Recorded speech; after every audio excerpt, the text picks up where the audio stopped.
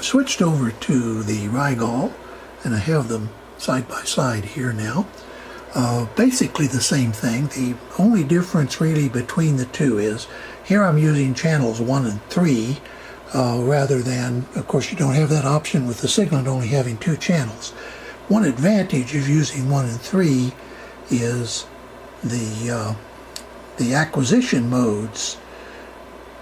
The channels 1 and 2 share the same internal channel, and basically it just switches between the two. So if you're sampling at a giga sample per second or whatever you're sampling at, if you turn on channel 2, then the channel 1 sample rate goes to half of what it was, and that's the same for channel 2. Whereas if you use channel 3, you get you get the full sample rate. So that's one advantage of a 4-channel scope. The other, although minor, advantage is that the displays are basically use the same colors, that is red and yellow, same as over here. Though I think on this camera the red at the bottom often looks kind of blue, but it's supposed to be a red. You see there's the colors on the scope. So this is the math function with the addition, and I won't go through the basic functions again, the basic algebra functions, but I will show you something I noticed that's kind of interesting. Over here, if I do a run stop, the display comes back completely synchronized and so on, and I have it in normal mode. I'll show you that. It's in normal sample mode over there, and when it stops synchronized. Over here you'll notice that it's in the normal mode.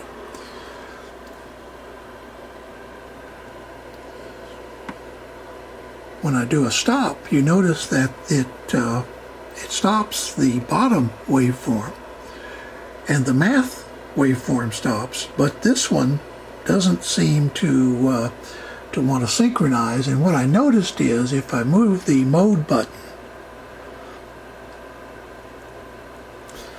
then it will synchronize channel 1 again. Now understand, I'm triggering on channel 3. So I don't know what's really going on there. I will tell you that I don't have the latest firmware in this one, partly because I was worried that if I install it, it might mess up my my trial licenses. So at any rate, that is the algebra operation on the Rigol, and now I'll set up to do some of the other operations that this unit has that the Siglent does not. I've set up the Rigol for an absolute value function. On the bottom is just a sine wave, and at the top you can see is the absolute value. Now of course, basically this is the equivalent of a rectifier. The absolute value is the value away from 0, so of course it's always in the positive direction. So let's now switch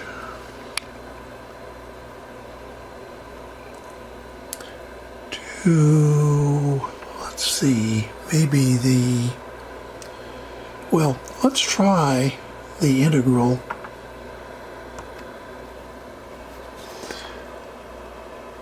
of that, and just the scale.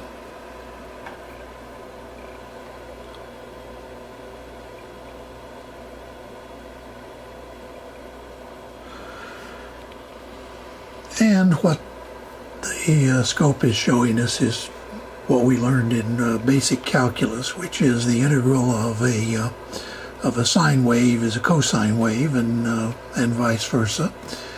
So I don't think I'm going to do very much more with the math operations here, because I'm not sure this is something that you generally might use. Instead, I think what might be useful is to skip the FFT and go on to the next section, which will be on measurement using cursors and auto measurement.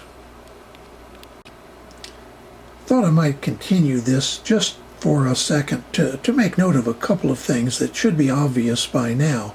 One is that although I have a lot of years of use with oscilloscopes, I don't have very much experience with this Rigol or with the Siglent, which I just got.